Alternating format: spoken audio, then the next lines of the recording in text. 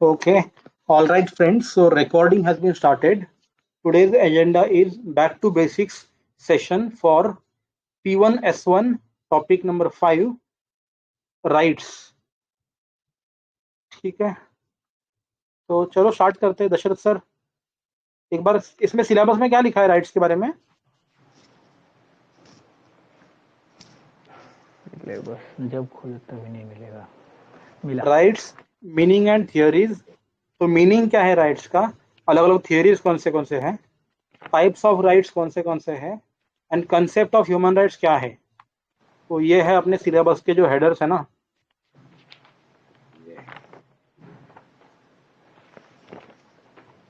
ठीक है,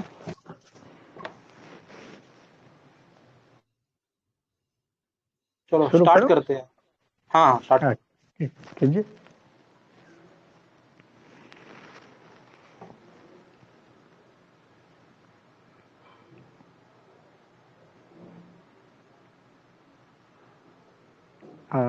मैं करूँ, आप करेंगे?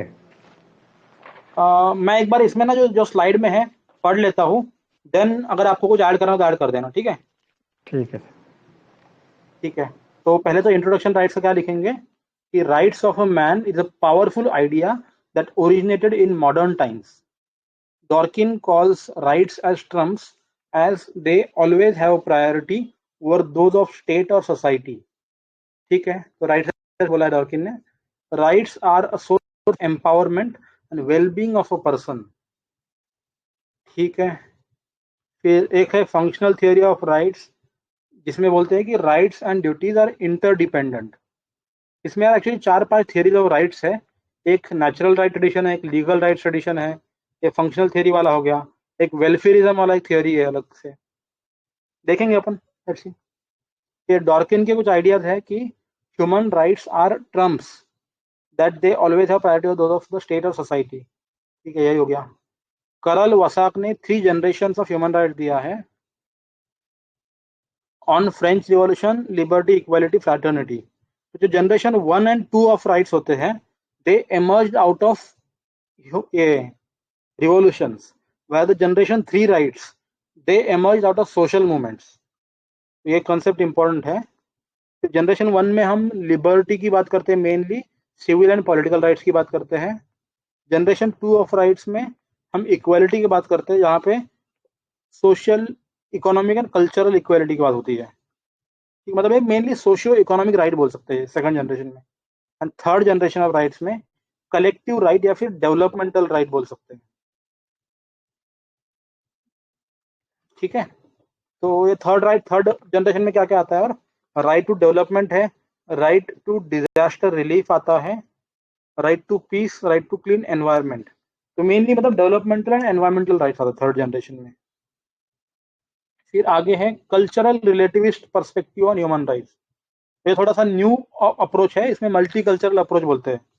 तो इसमें scholar suggest to take cultural relativist perspective rather than universal perspective. मतलब जो लिबरल स्कॉलर्स होते हैं या फिर लीगल ट्रेडिशन है या फिर नेचुरल राइट ट्रेडिशन है, सभी के सभी यूनिवर्सलिस्ट पर्सपेक्टिव लेते हैं। ये लोग बोलते हैं कि अलग अलग जगह पे अलग अलग कनोटेशन होना चाहिए। Each culture has its own values. Bhikhu Pal ने जैसे बोला था ना कि जो राइट्स ऑफ मैन है या फिर जो भी प्रिंसिपल्स ऑफ जस्टिस बन रहे हैं, they should be based on the dialogue of civilisation. Universal human right regime should not be based on values of a single culture but rather be an outcome of dialogue among civilizations। तो ये था multicultural perspective of human rights. फिर philosophical justification of human rights किसने दिया है, तो theory of natural rights by Locke and the concept of human dignity by Immanuel Kant. तो basically एक और इसमें स्कूल है, आइडियली स्कूल ऑफ थॉट बोलते हैं उसको। तो आइडियली स्कूल ऑफ थॉट का बिलीफ ये है कि जो ह्यूमन डिग्निटी होती है वो नेचुरल मैन के अंदर ऑलरेडी होती है। तो इसमें इमैनुअल कांत आता है, रूसू आता है, आई थिंक रॉल्स आता है कि आई एम नॉट श्योर। ठीक है, फिर किस आगे में देखते हैं। हाँ बोलो। किस में जॉन रॉल्स की बात हो रही? आइडियली स्कूल मतलब उनका यार ये मानना होता है ना कि हर इंसान के पास में इतना तो राइट्स होना ही चाहिए, एब्सोल्यूटिज्म है। बेसिकली क्या है ना कि जो राइट टू प्रॉपर ये नेचुरल राइट ट्रेडिशन है या फिर लीगल राइट ट्रेडिशन है, और फिर जो लिबरल ट्रेडिशंस है ना, उसमें एब्सोल्यूटनेस नहीं है, उसमें बहुत सारी कंडीशनलिटीज है। ये आइडियली स्कूल ऑफ थॉट क्या बोलते हैं ना कि यार इंसान के पास ये राइट तो होने ही चाहिए। एग्जैक्टली। अब वो राइट पे ही फोकस करते हैं। हाँ, मतलब बेसिकली वो बेसिकली बॉडीली इंटीग्रिटी की बात करते हैं, ह्यूमन राइट या फिर उससे ज्यादा ह्यूमन डिग्निटी की बात करते हैं वो। तो for them it is like non negotiable. It is जैसे कांत बोलता है ना कि कैटेगोरिकल इम्पेरेटिव है, वैसा।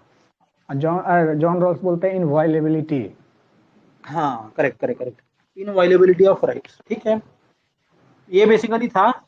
अच्छा, वीडियो किसने किसने देखा, पहले एक चीज बताओ। How many of you have watched the video? Sir, I've seen I half have of watched it. it, sir.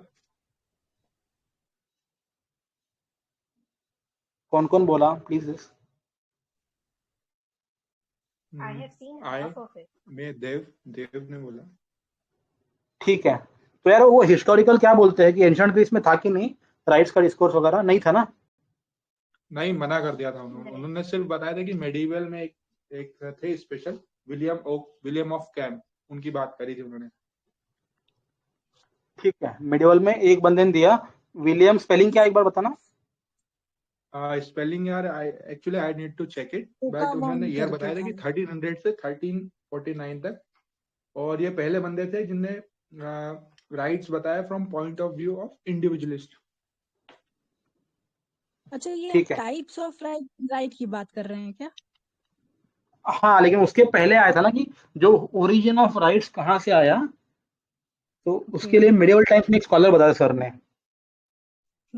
ओकावम करके, विलियम ओकावम, अरे शायद विलियम ओकावम, O K A V M, I don't know, एक बार चेक करना पड़ेगा। अच्छा ठीक है, देख लेंगे। तो अपन मतलब उसको दिखा सकते हैं ना कि यार the earliest theory of right या फिर earliest discourse on rights was given by this particular scholar. ये डाल सकते हैं अपन ऐसे इंट्रो के अंदर या फिर ऐसे कहीं पे। फिर अपन हॉब्स वाला लीगल राइट ट्रेडिशन बता सकते हैं, एंड लॉक्स वाला नेचुरल राइट्स वाला ट्रेडिशन। तो देखते हैं नेचुरल राइट्स वाला क्या बोलता है लॉक। दिख रहा है क्या स्क्रीन पे आपको? Yes sir. ठीक है, theory of natural rights is used to social contract thinkers to justify the origin of rights. Scholars like Locke believed that humans in state of nature were having a life of peace and goodwill. They have created state just for convenience, and rights have origin in the state of nature. Theory of natural rights argues that humans should enjoy some basic rights which are inalienable to them irrespective of whether state makes a law to enable them or not. This theory has been criticized by utilitarian thinker Bentham, who calls it as nonsense and nonsense upon stilts. ठीक है, तो Bentham natural rights को criticise करता है basically. फिर Hobbes also believed that there are no rights in the state of nature, and rights are only possible in the state if the state has made laws on them. इसमें कुछ तो है ना, Hobbs बोलता है कि liberty is where law is silent, and Locke बोलता है कि no law then no liberty. ठीक है, however, theory of natural rights is the strongest justification for human rights. It is necessary for us to recognize and universalize human rights to prevent atrocities in autocratic societies of 21st century. तो ये था basic, अगर natural rights के बारे में लिखना हो तो। फिर आखिरी है ह्यूमन राइट डिस्कोर्स के बारे में दिया हुआ है थोड़ा सा। Theory of human rights origin. The international regime of human rights has its origin in the experiences under the regime of Hitler. Hence, it was realized that the Westphalian principle of the state sovereignty has to be diluted to permit internet and क्या लिखा है वो? Intervention होना चाहिए ना, intervene. हाँ नहीं, permit international, हाँ correct correct, So to permit international community to intervene in case state violates human rights. UDHR, Universal Declaration of Human Rights, 10th December 1948, along with two more covenants, civil and political rights and social, economic, cultural rights. इसको बोलते हैं international bill of rights.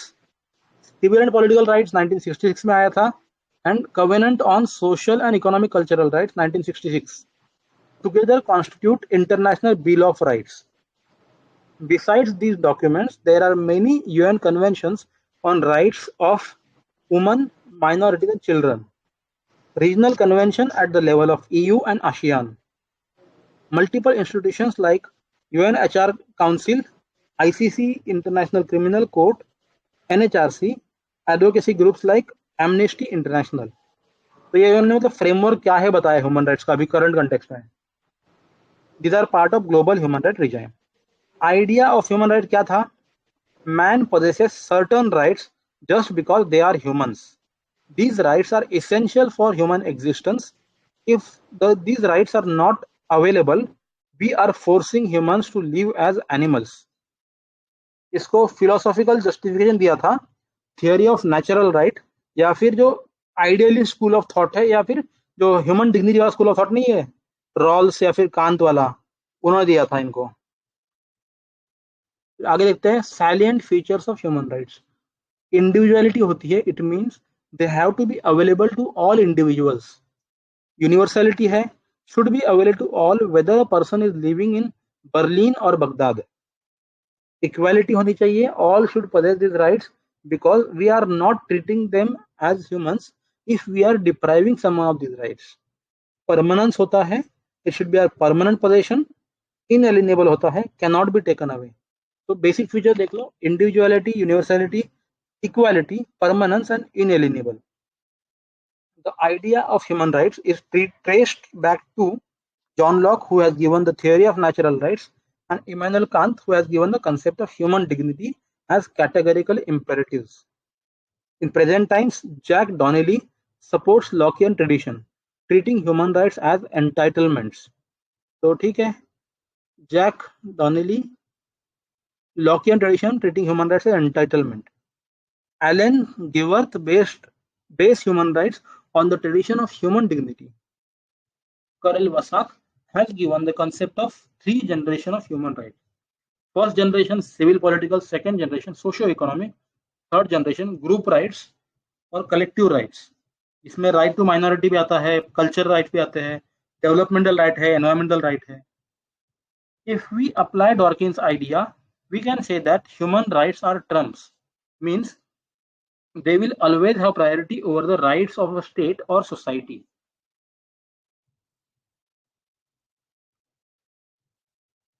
ठीक है, तो next question है, why human rights is a controversial idea and what are the major debates with respect to human rights. तो basically criticism बताएंगे इसमें. तो स्टार्ट करेंगे. Human rights is a very powerful idea of our times.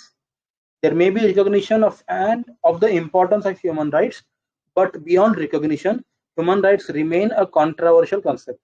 There is a lack of argument over 2 things. One, who is to be called as human, and second, what rights should be treated as human rights. There is a lack of consensus over the above 2 concepts. Hence, even in the 21st century, we see poor implementation of human rights and increasing violation of human rights. तो 3 चीजें हो गई. Human कौन है, उनके क्या क्या human rights होने चाहिए, एंड कंसेंसस नहीं बन पा रहे हैं इस चीज के ऊपर, इसलिए पुअर इम्प्लीमेंटेशन हो रहा है. फिर पॉइंट है कि there is a lack of consensus as to when human life begins, whether it begins one in the womb of the mother or second after the birth of the children. Here talk about terrorists. Also, they violate human rights. So should they be treated as human? तो terrorist को क्या कैसे treat करना है, वो भी एक question है. फिर human rights are often associated with liberal discourse. Rights contained in UDHR are based on liberal ideology. Western countries have been more active in advancement of human rights. Obviously, Marxists criticize करेंगे इसको. Since Western countries have not taken neutral perspective towards human rights have become politicized. तो इसमें 3 points हैं. In non-Western world, it is considered as attempt at regime change. Countries like Russia, China, Iran have accused the Western world for using human rights for the advancement of geopolitical interests. तो securitization of human rights बोल सकते हैं यहाँ पे. Political leaders from South Asia suggest human rights is based on Western values are not in sync with Asian values. Mahathir Mohamad Malaysian prime minister को coat कर सकते हैं यहाँ पे. In many countries of Middle East, human rights is seen as an attempt of cultural imperialism. तो ठीक है, मैं एक बार चैलेंजेस समराइज कर लूं क्या? Yes sir. ठीक है, तो पावरफुल आइडिया है, लेकिन कॉन्ट्रोवर्सी बहुत सारी है. पहली कॉन्ट्रोवर्सी है कि भाई ह्यूमन कौन है, who is the human. Second, what rights are human rights. Third, इस पे कंसेंसस नहीं बन पा रहा है, तो वायलेशन ऑफ ह्यूमन राइट्स हो रहा है हर जगह पे, कोई भी सीरियसली नहीं ले रहा है. लैक ऑफ पॉलिटिकल विल बोल सकते हैं इस पे. फिर एक और कंसर्न है कि when human life begin, womb of the mother या फिर आफ्टर बर्थ. फिर इसको लिबरल डिस्कोर्स से एसोसिएट करा जाता है. इसकी वजह से बहुत सारे इश्यूज होते हैं, जैसे कि पॉलिटिसाइजेशन हो गया है. West is accused of regime change. फिर रशिया चाइना एक्यूज करते हैं कि geopolitical and security interest के लिए यूज करता है यूएसए. साउथ ईस्ट एशिया में ये Mahathir Mohamad PM of Malaysia, इन्होंने एशियन वैल्यूज की बात करी है कि it is based on western values. फिर मिडल ईस्ट में कल्चरल इंपेरियलिज्म की बातें होती है. Thus, there are many conceptual and practical issues with respect to human rights. There has been intervention of Western countries in non-Western world in the name of human rights. Many states in the non-Western world suffer from insurgencies and secessionism. R2P, responsibility to protect. तो इसके लिए किसी ने responsibility with protect ऐसा बोला है ना, RWP. Responsibility to protect था, और उसके बाद ऑस्ट्रेलिया लाया रिस्पॉन्सिबिलिटी व्हाइल प्रोटेक्ट. करेक्ट.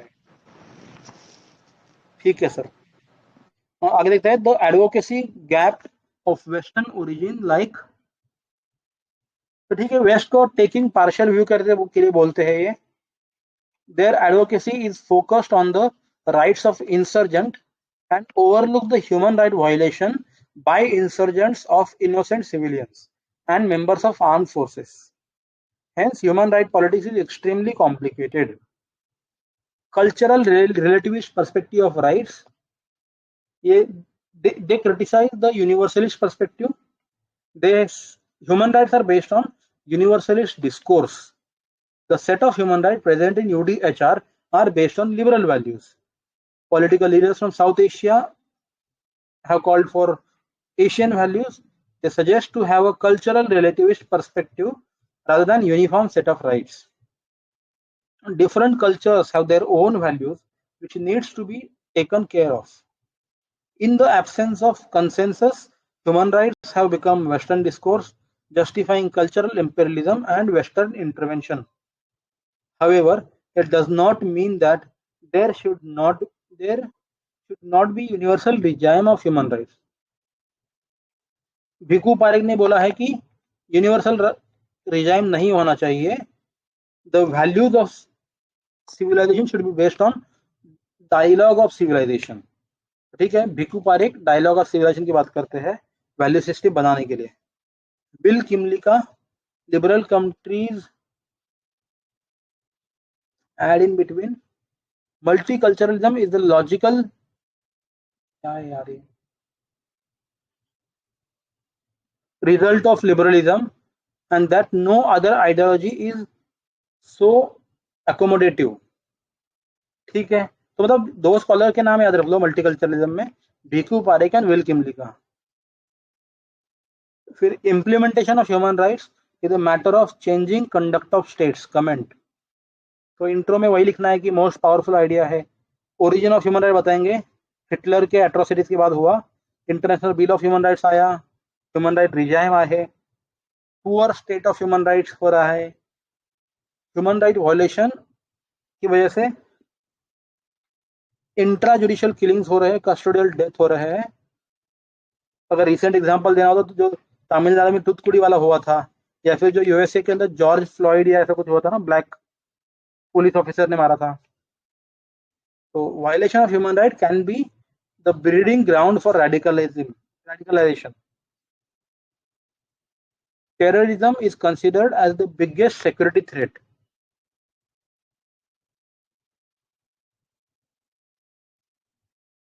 ठीक है, war against terrorism requires zero tolerance towards human rights violation. There is a need that international community should stop making politics out of human rights. National governments are also expected to enforce human rights and to ensure that the members of armed forces respect the human rights. Accordingly, transparency has to be ensured.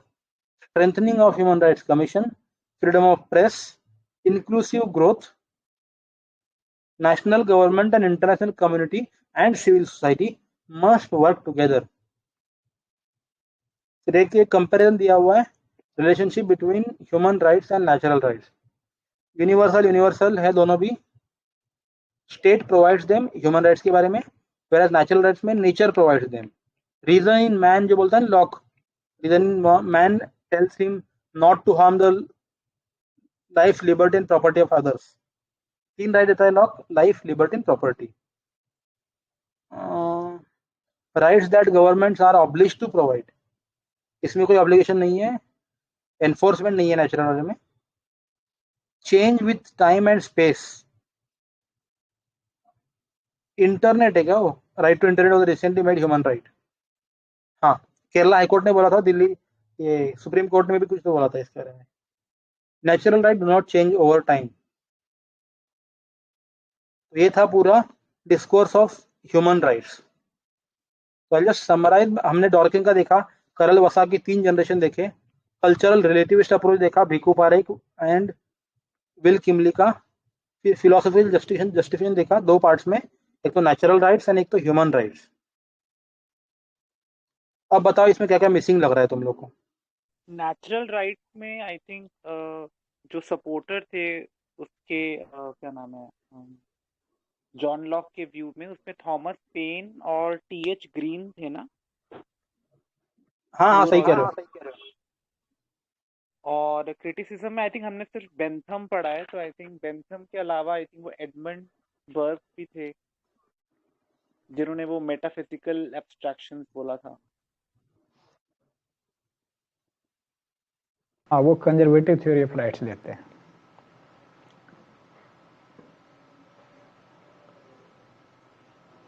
और वो collective wisdom of ages को focus करते हैं। Right. एक और criticism में we can add Laski's view कि no man in his life can seek in general to be at his best without rights.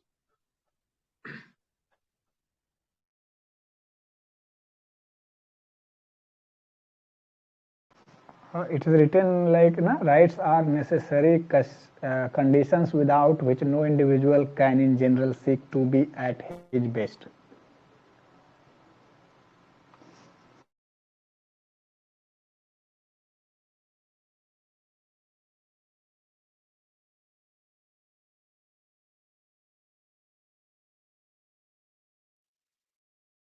यार पहले तो एक चीज बताना, सॉरी रूसो भी आई थिंक सपोर्ट करता है नेचुरल राइट्स के थ्योरी को। करेक्ट, रूसो एक्चुअली उसमें आता है, क्या बोलते हैं उसको, आइडियलिस्ट राइट्स में आता है, जिसमें अपन ने देखा था कांत, रूसो एंड रॉल्स, ये सारे बिलीव करते कि यार हर इंडिविजुअल को रिस्पेक्ट करना ही चाहिए।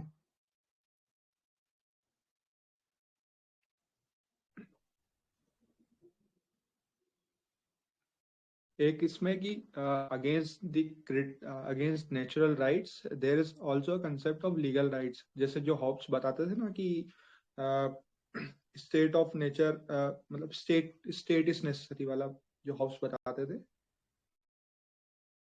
Rights जैसे are एक the fruit स्टेटमेंट of है law. हॉब्स का कि what men enjoyed in the state of nature were not rights but powers. तो वो might is right वाली बात करते थे हॉब्स. हॉब की एक और है, rights of all men to all things, basically no rights to everyone. अगर यहाँ हॉब्स की बात हो रही है तो ये स्टेटमेंट हॉब्स ने कहा था राइट्स को लेके.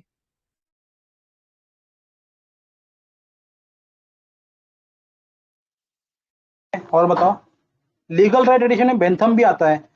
बेंथम का क्या कहना है?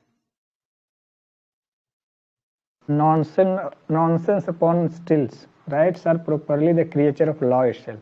Natural rights is a metaphor. It is a terroristic language. In his book Anarchical Fallacies.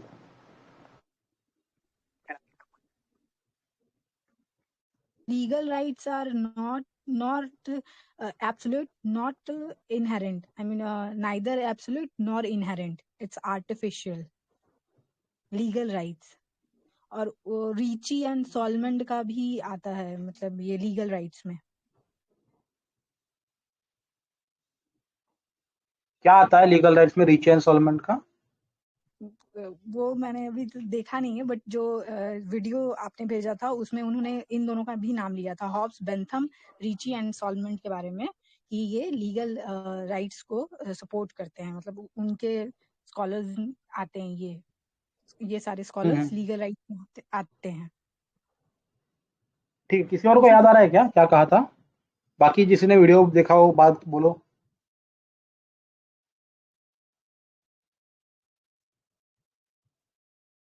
Legal rights के सपोर्ट में एक दूसरा पॉइंट है. एवी डाइसी जो है वो concept of rule of law देते हैं. So it can be used as a supporting point to theory of legal rights.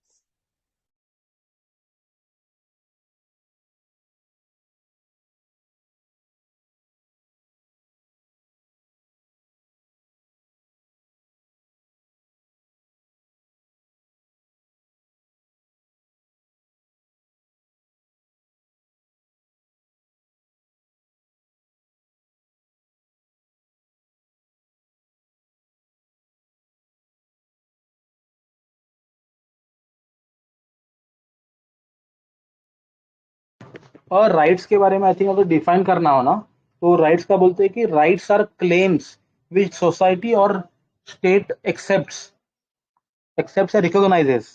तो सर ने मतलब डेफिनेशन ऐसा दिया था कि राइट्स पहले तो नीड्स होती है, नीड्स ऑफ ह्यूमन बीइंग होती है, जो कि क्लेम्स बनती है एंड देन उसको रिकॉग्नाइज करा जाता है सोसाइटी के द्वारा. Rights are claims or needs recognized by state or society, but if not recognized, still called rights. ये है definition rights का.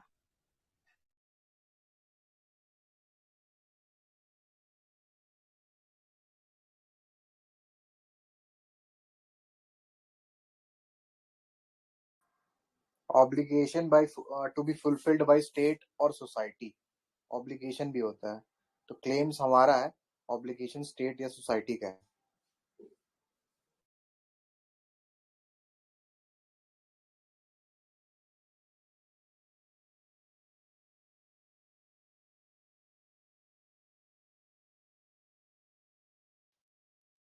कुछ ऐड करना है क्या?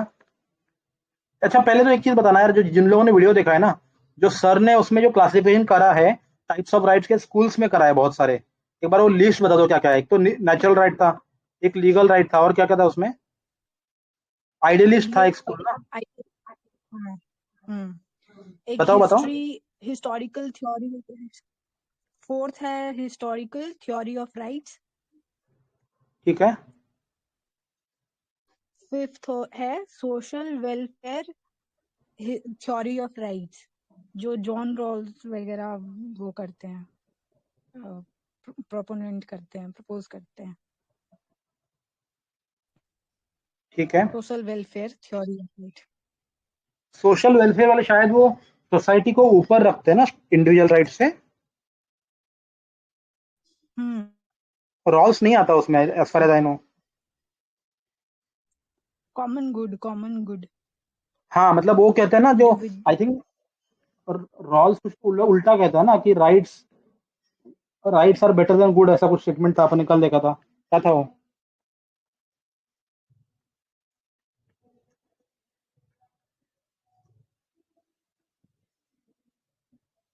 बताओ जिसको याद आ रहा है। रॉल्स में कुछ था ना, अपन ने कल देखा था यार, राइट्स एंड गुड का रिलेशन।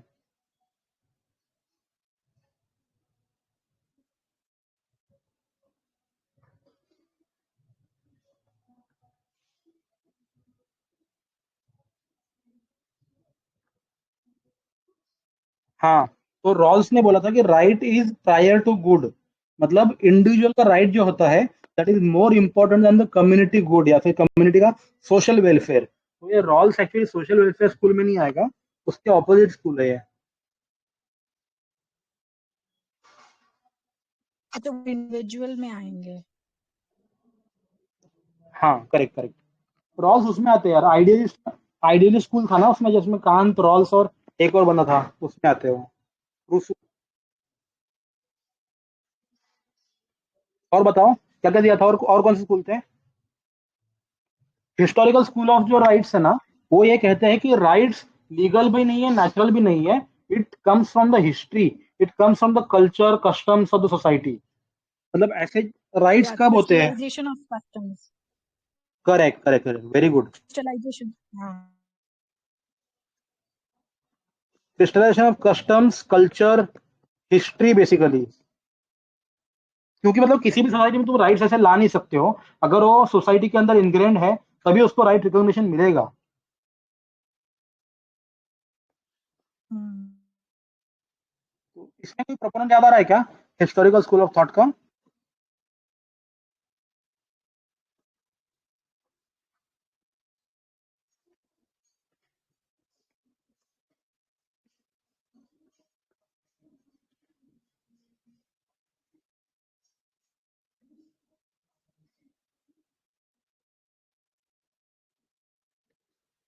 बता दो यार बाकी लोग, हिस्टोरिकल स्कूल के बारे में कुछ भी याद आ रहा है तो।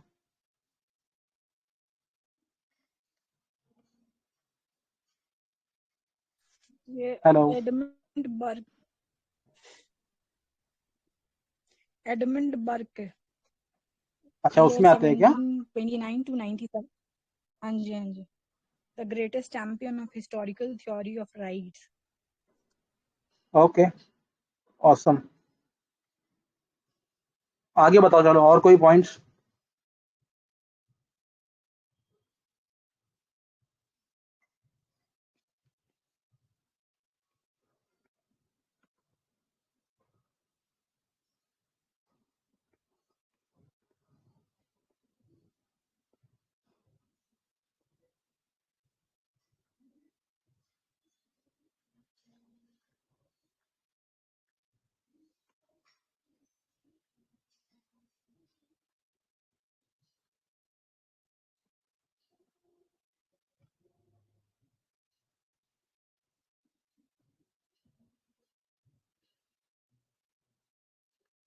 Anybody wants to add something or no?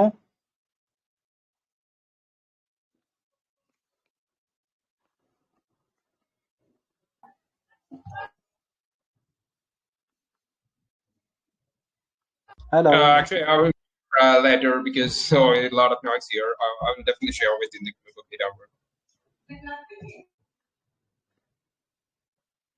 नहीं सर, और कुछ नहीं ऐड करना।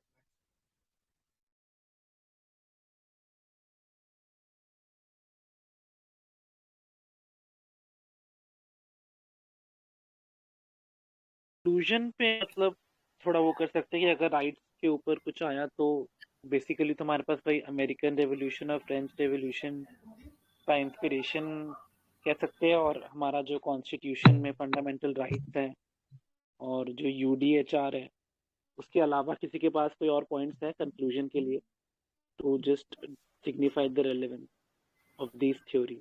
ये हमारे मतलब इंडिया में तो एनएचआरसी भी तो है ना, national human right commission and state human right commission, तो उसको भी तो इंक्लूड कर ही सकते हैं रिसेंट सिनेरियो में। और Geneva based human right conventions वगैरह जो हुए थे राइट्स को लेके।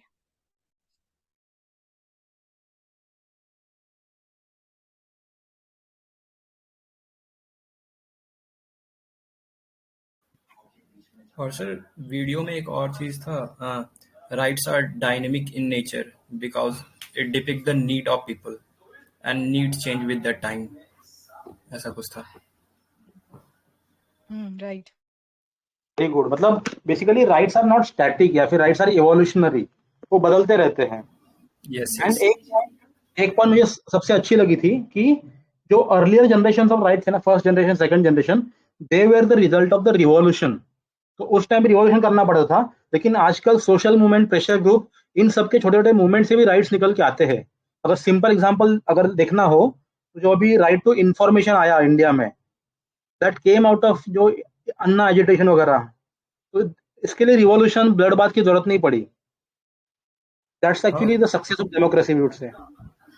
और भी लिख सकते हैं जैसे LGBTQ कम्युनिटी का था, या फिर नाज फाउंडेशन, या फिर RTI का भी था 2005 एक्ट।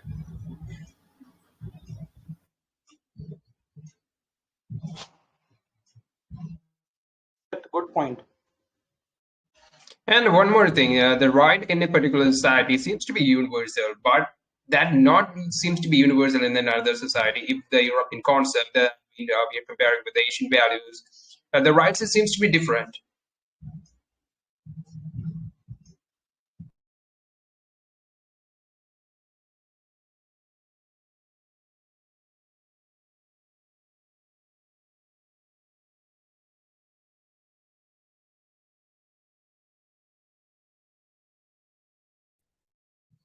Am I audible? एक और थिंग, जो जनरेशन ऑफ राइट्स की बात हो रही है यहाँ पे,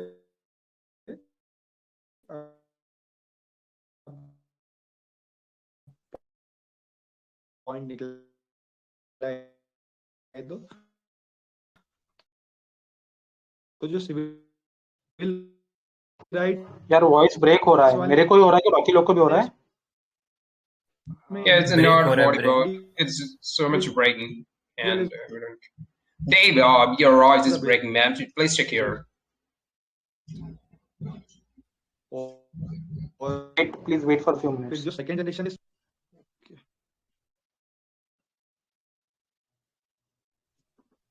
is my voice clear now? Yeah, it seems to be good. Go ahead, please. Yes. So I was adding a point on the basis of the generations of revolution, the generations of right. So the first generation was based on the revolution. So it is called, the basis of it was individual. Individual was the basis for it. The second, the socio and the economic right generation, the second generation, where the class was the basis. But when we talk about the third generation, they are the cultural rights, where community is the basis. Community are asking for the rights. Also, to mention, there is an angle of minorities attached to it. Also, they are asking for developmental rights. This is the point I want to add. Good one.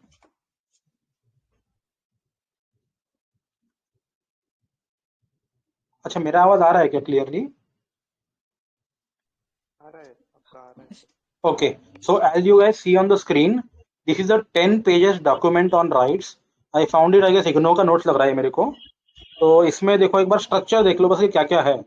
मतलब अगर answer को भी मतलब frame करना हो तो rights, meaning and nature, rights, claims, powers, मतलब claims होते हैं उसका डेफिनेशन वगैरह, meaning of rights, nature of rights, then various theories of rights. अपन ने देखा natural rights, legal rights, historical theory, social welfare theory and Marxist theory. फिर framework of rights में rights of the people, last की theory of rights, theory of human rights सबसे last में आया। ठीक है, आगे बताओ, कोई पॉइंट्स हो किसी के पास ऐड करने के लिए तो बता दो। What would be there in Marxist theory of rights? since Marxists don't recognize rights, they call them or call these as bourgeois concepts. So what would be there in Marxist theory of rights?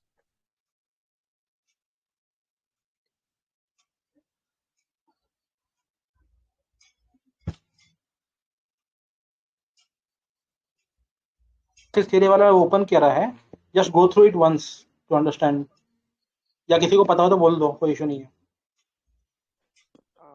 वो कहते हैं कि right जो है वो individual commitment नहीं है, वो एक क्लास बिल्डिंग इकोनॉमिक पावर है। मतलब राइट सिर्फ क्लास के पास होना चाहिए, इंडिविजुअली नहीं होना चाहिए।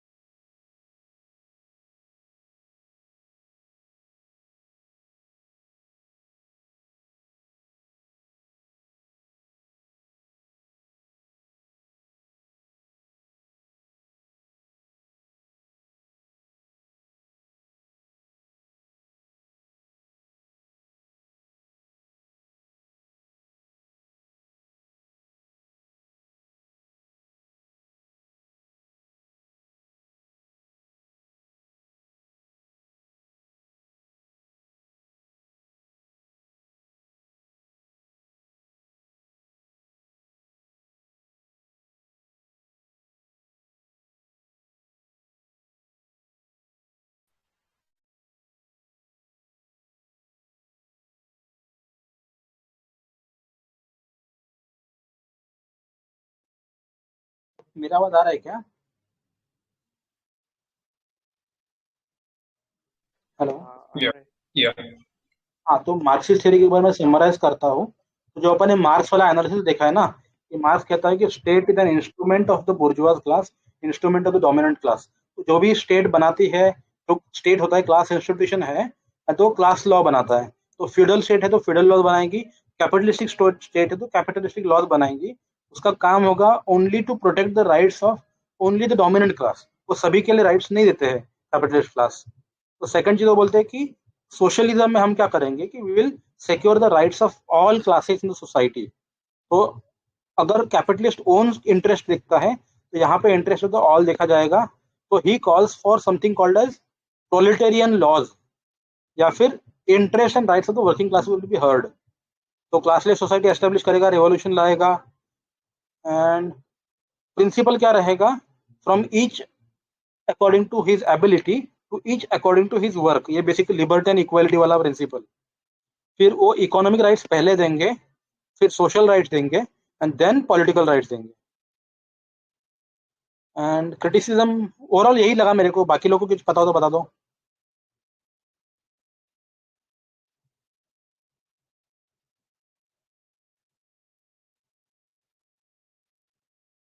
Anybody wants to add something?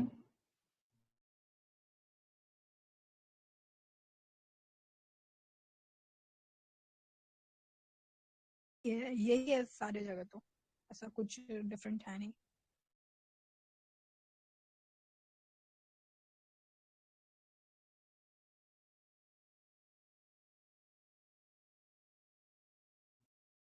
Theory देखना एक बार,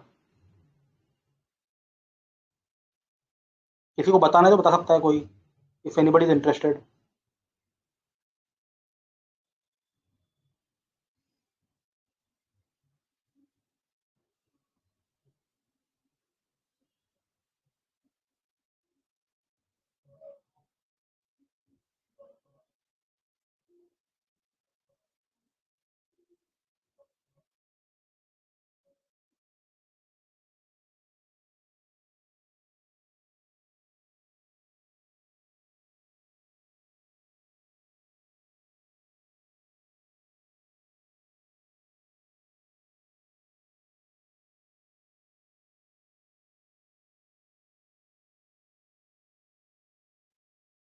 ठीक है, इसमें आई थिंक वही है जो हमने देखो थोड़ी देर में डिस्कस किया था। बेसिकली स्कॉलर के नाम देख लो, रॉस्को, पाउंड एंड चाफे। बर्ग तो यहाँ पे मेंशन नहीं है, सर ने बोला होगा तो ठीक है।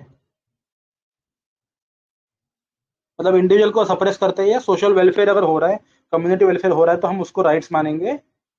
एंड राइट्स का एंड या फिर पर्पस है वो सोशल वेलफेयर है, सभी का भला हो उसमें। तो good of the community should be about ये। हम इसको काउंटर करने के लिए रॉल्स का स्टेटमेंट यूज कर सकते हैं कि राइट शुड प्रीसीड गुड।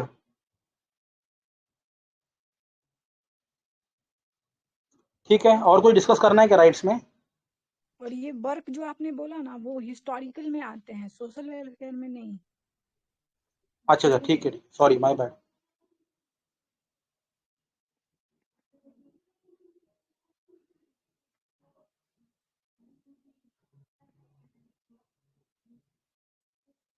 ठीक है, कुछ ऐड करना है किसी को राइट्स के बारे में? शानू सर, दशरथ सर, सिंगिस किंग।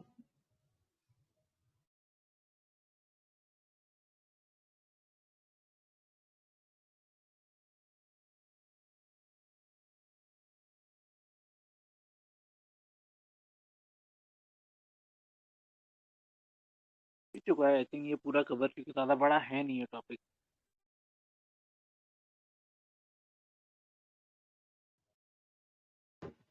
ठीक है, फिर अब आगे क्या करना है? कंटिन्यू कर ले या फिर एंड कर ले आज का सेशन? डेमोक्रेसी कर ले क्या आगे, या फिर कल करना है पढ़ के आके?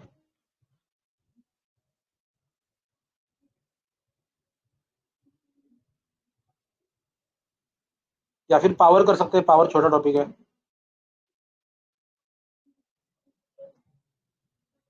बताओ बाकी लोग क्या कह रहे हो? I think we can go with power. We can go with our power. Sharad sir, Sonal, सिंगिस king, hello. Yeah, बाकी you लोग are audible, man. Other people please share your opinion जल्दी जल्दी। यस सर, करते हैं, पावर करते हैं।